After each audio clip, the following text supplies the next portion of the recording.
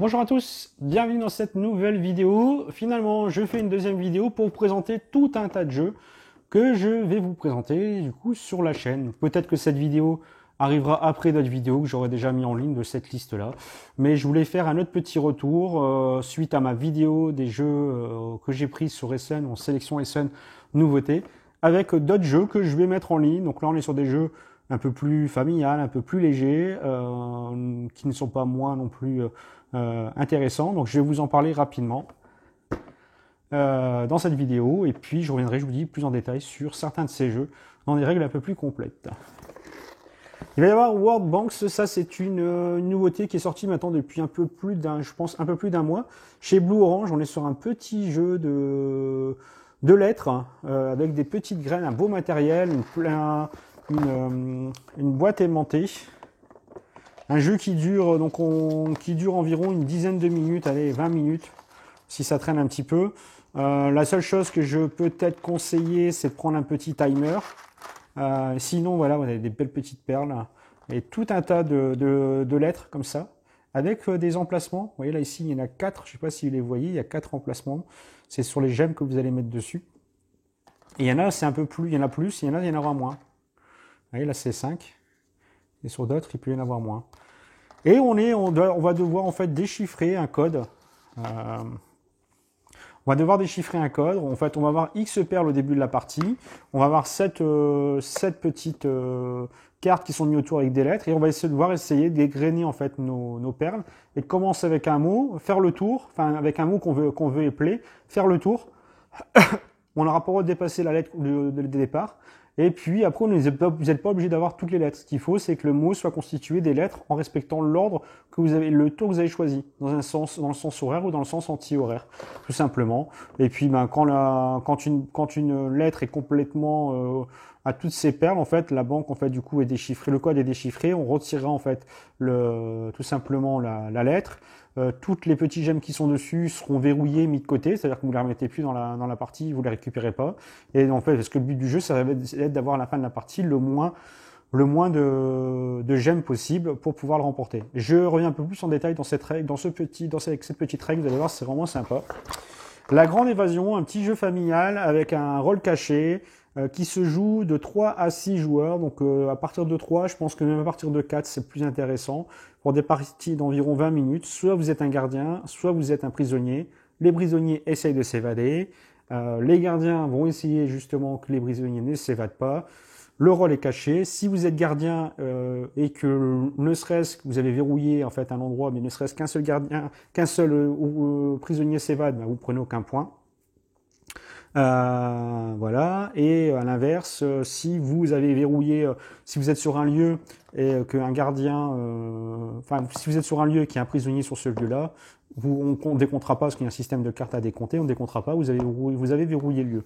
Si vous avez reverrouillé tous les lieux et qu'il n'y a aucun prisonnier, chaque gardien va prendre un point de victoire, et donc le premier arrivé à 4 points de victoire va gagner la partie, et à l'inverse, donc c'est pareil, hein, chaque prisonnier qui a réussi à se sauver prendra un point de victoire, et là aucun gardien prendra des points.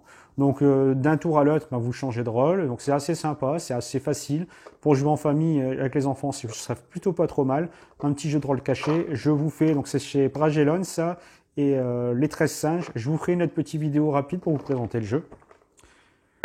Je veux vous parler aussi de Ceylan. Donc, Ceylan est sorti depuis maintenant en français depuis un mois, peut-être 2 mois, chez Fenifox. Fenifox, c'est une nouvelle maison d'édition française qui a été créée par Hachette. Hachette est arrivé dans le monde du jeu en rachetant Gigamic dans un premier temps. Et puis, ils viennent de créer 2 studios. Studio H avec à la tête Hicham, qui était l'ancien de chez Matago, et Fenifox, qui est notre petite maison d'édition, qui ont sorti du coup Ceylan, qui était un jeu sorti à Essen l'année dernière, qui avait plutôt bien marché. On est sur du jeu quand même où il y a de quoi jouer, pas trop long. Donc ça, c'est un petit peu ce qui est recherché aussi aujourd'hui. Des jeux où il y a quand même des choses à faire, sans que le jeu soit trop long au niveau de la durée. Donc dedans, vous l'avez. Je reviendrai dans une autre vidéo aussi, vous présenter tout ça.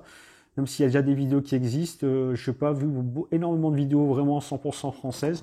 Donc je reviendrai un peu plus en détail avec une vidéo de ce jeu, donc sorti maintenant, je vous dis en français, chez Fenifox. Funny Fox a sorti aussi un nouveau jeu, je vous en parle, il est ici aussi. Donc ça, c'est pas le jeu de chez Funny Fox, mais il sort sous le nom de Monster Rush, je crois. C'était un jeu chez Artipia Games, ça c'était un Kickstarter qui a eu lieu il y a 1 an ou 2 ans maintenant aussi. Et puis, donc sous le nom de Whoosh. Et là, Funny Fox l'a sorti en français. Il est disponible aussi. On est sur un petit jeu de rapidité et d'observation. Là, ici, j'ai un playmat, mais c'était lors du Kickstarter seulement, hein. Sinon, il n'y avait pas de plateau du tout. Dans la première version, il n'y a pas de plateau. La version Artipia. Je crois que chez Funny Fox, ils ont rajouté un plateau cartonné pour mettre les cartes. Et donc là, en fait, on va avoir des monstres qu'on va essayer de capturer. Donc, on va mettre 3 piles sur ce plateau, comme vous pouvez voir là, ici, pareil. On va mettre 3 piles de cartes, de monstres, face visible, avec des symboles dessus. Hop. Différents symboles, donc ils vont aller de 3, je crois, jusqu'à 5 symboles. Et ceux-là, ben, ils valent 5 points de victoire. En haut, il y a aussi les points de victoire qu'on va gagner. Et on va avoir aussi, on va distribuer des cartes, tout un tas de cartes comme celle-ci. Ces cartes-là, on distribue autant de paquets, en fait, on fait autant de tas que le nombre de joueurs aussi. Donc peu importe savoir combien il y a de cartes, hein, on n'est pas obligé d'avoir, vous faites des tas, en fait, il faut à peu près que tout le monde ait à peu près le même tas. Et en fait, à son tour de jeu, on va à chaque fois retourner une carte. Hop. On va à chaque fois retourner une carte face visible sur le plateau. Et donc tous les joueurs vont commencer à retourner une. Et quand un joueur va repérer qu'il y a tous les symboles qu'il faut par rapport à un monstre qui est visible, on va taper sur le plateau, sur la carte, et on contrôlera. Si tous les éléments sont bien là, la carte, vous la prenez face visible, et c'est des points de victoire en fin de partie. Si vous vous êtes trompé, ben la carte, vous la prenez aussi face cachée, c'est un point négatif en fin de partie. Donc c'est un jeu de rapidité d'observation. Après, on est reparti du coup pour un nouveau tour. On défaussera donc les cartes qu'on a prises de chaque joueur, vous les remettez sous votre tas, et on continue ainsi de suite. Dès qu'un tas, l'un des 3 tas est vidé, on compte les points de victoire. Celui qui a le plus de points de victoire a gagné la partie. En gros, les règles sont ça. Il y a une de petites subtilités supplémentaires pour qui tape en premier, ainsi de suite. Mais c'est là, donc c'est joli parce que les illustrations sont vraiment pas mal fichues. Ça devrait plaire aux enfants avec tous ces petits monstres. C'est un petit jeu de rapidité d'observation. En général, pour ça, les enfants sont plutôt doués. Donc, Monster Rush en français, Whoosh chez Artipia. Donc là, vous pouvez vous le trouver. Franchement, en général, je crois que c'est pour une vingtaine d'euros. Ça peut changer un petit peu de ce qu'il peut trouver chez Double et compagnie, mais on est dans le même esprit.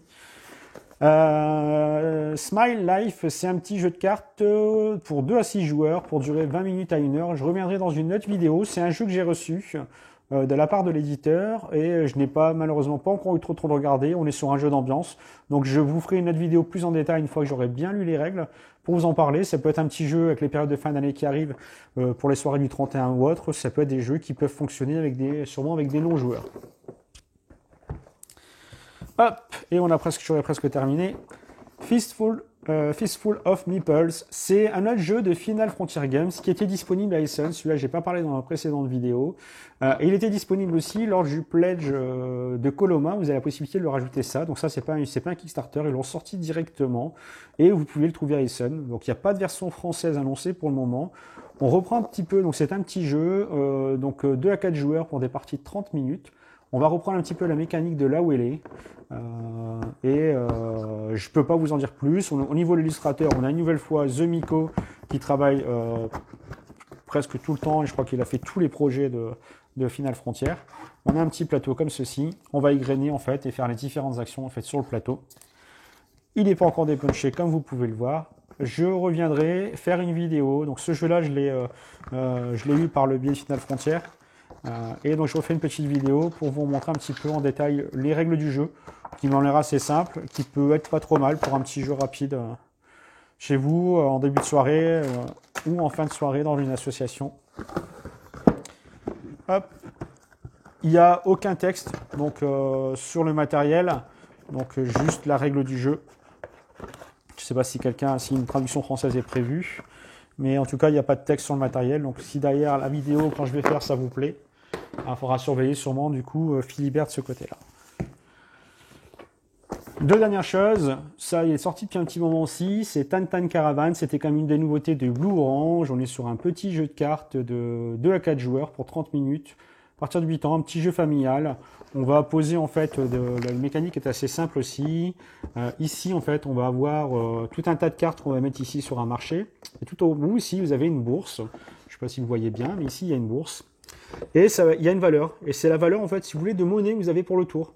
Donc ici, là, les deux, j'ai 2 d'argent, qu'est-ce que je peux acheter? Donc là, je peux acheter ceux-là qui valent 1, ces deux-là, parce que là, ils valent entre 1 et 5. Je vais pouvoir acheter ces 2 cartes-là.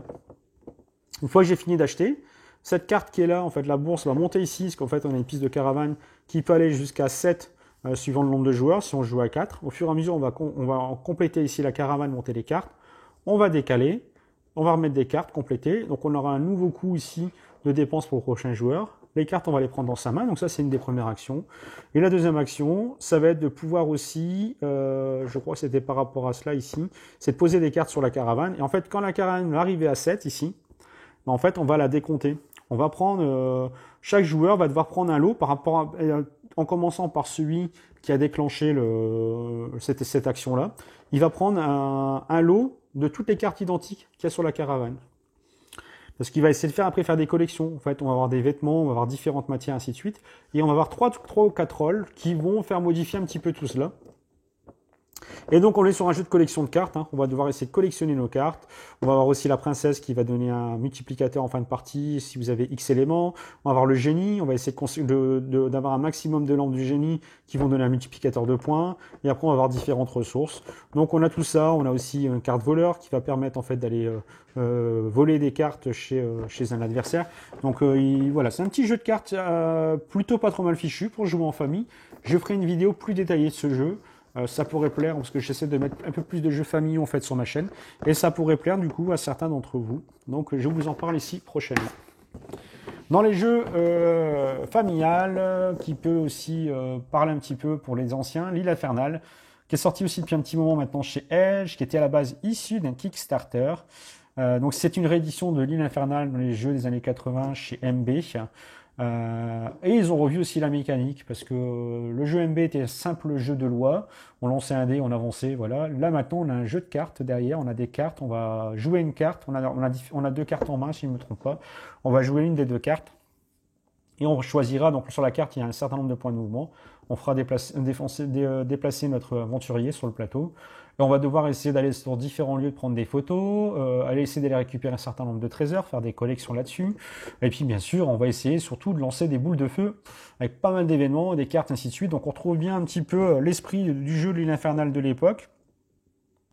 Ce qui bloque un petit peu, c'est la qualité du matériel qui est un peu en deçà de ce qui était prévu, surtout par rapport au prix annoncé lors du Kickstarter et à ce qu'on a pu voir ici. La boîte, surtout, moi qui me gêne, je trouve que la boîte c'est du carton, presque du carton recyclé. Elle est mal fichue par rapport à ce qui se fait aujourd'hui. Elle se ferme un petit peu mal. En termes de jeu, moi sinon, après le reste du matos, effectivement, on aurait pu s'attendre à mieux. Attendre, comme on a maintenant sur Kickstarter, on s'attend à une version de luxe, ainsi de suite. Je ne sais pas ce que ça a coûté d'ailleurs au fabricant initial, enfin à l'éditeur quand il s'est lancé là-dedans. Peut-être qu'il avait mal calculé ses coûts et qu'ils ont essayé de faire au mieux. Pour jouer avec des enfants, eux, ils le verront pas en fait. C'est surtout ça qu'il faut pas oublier. C'est que ça plaît. Moi, j'ai sorti ça pour mes enfants. Ils ont adoré. Ils n'ont pas du tout regardé la qualité du matériel. Pour moi, pour les parties que j'ai faites, tout s'est bien passé. Pour d'autres, apparemment, ils ont eu quelques soucis. Mais en tout cas, le plateau 3D fait son effet. Je mets ça sur le plateau. Les enfants arrivent tout de suite et ils veulent y jouer. Donc, et je vous dis, les règles ont été retravaillées. Donc, il existe plein d'autres extensions qui étaient sorties en Kickstarter en anglais. En français, je ne sais pas si elles sont prévues. Pour l'instant, vous avez juste la boîte de base. Je ferai une autre vidéo pour vous montrer l'ensemble du matériel et vous reparler rapidement sans rentrer dans le détail parce que je vous dis après derrière, toutes les règles sont assez simples. On va essayer de se déplacer sur l'île, récupérer des ressources, récupérer des trésors, aller sur des lieux pour prendre des photos et puis après se sauver et de retourner à l'hélicoptère. Voilà pour celui-là. Enfin, dernière petite vidéo et petite présentation de Papillon. Papillon, c'est un jeu chez Colossal Games. C'est un jeu qui était à base issu d'une campagne Kickstarter. Donc, il arrive en français via Colossal Games, distribué aussi par Matago. Donc, je vais vous faire une présentation des règles. On est sur un jeu familial plus, familial même. On peut jouer avec des enfants avec qui vous avez l'habitude de jouer, les faire jouer. Ça passera sans souci. On est sur un jeu de tuiles. On va chacun en fait développer son jardin. et c'est de faire en fait des parterres de fleurs. Ces parterres de fleurs, quand vous allez le compléter, ça va vous permettre de poser des papillons. Et lors de la phase, à la fin du tour, là où il y a des papillons, vous allez pouvoir les envoyer par rapport à la couleur directement sur les fleurs. Et ces fleurs, en fait, au fur et à mesure, en fait, il y a un système tout en bas sur chaque fleur. Vous avez un certain nombre de points de victoire. Fin de partie, celui qui est premier, deuxième ou troisième prendra X points de victoire par rapport à la majorité, tout simplement, de chaque bâtiment, de chaque fleur. Il y aura aussi un système de points de victoire sur vos parterres. Il y aura deux bâtiments, dessinons avec les bâtiments, il y aura deux parterres, vos deux plus gros parterres qui seront décomptés, et vous prendrez 2 points de victoire par emplacement de tuiles. Vous gagnerez des points de victoire aussi sur les papillons dans les prairies, et il y a aussi un système avec le nain de jardin qui peut aussi vous donner un booster de plus 1 avec des nains de jardin que vous aurez mis en fait dans les parterres, dans les blocs de fleurs. Donc je vous en parle dans une autre vidéo. Il arrive bientôt là ici chez les backers et puis bientôt aussi en boutique. Donc papillon, donc chez Colossal Games, 2 à 4 joueurs, 30 à 60 minutes. Le 14+ dedans, on n'en tient pas compte. Moi je me dis que si vous avez l'habitude de jouer avec vos enfants, à partir de 8 ans, vous pouvez commencer à les faire jouer. Pour moi, sans souci, ça devrait pouvoir passer. Et pour ça, je vous dis, je vous en parle très rapidement dans une autre vidéo. J'espère que cette nouvelle vidéo où je vous me montre directement sur la caméra vous aura plu, de faire un petit débriefing de certains jeux que j'ai reçus. J'en ai encore d'autres que je peux présenter dans ce format-là, sur d'autres thèmes. Donc je vais regarder un petit peu tout ça. N'hésitez pas, comme d'habitude, à me laisser des commentaires, liker, partager, vous abonner si ce n'est pas encore fait. Et je vous dis à ciao, bye bye pour une autre vidéo.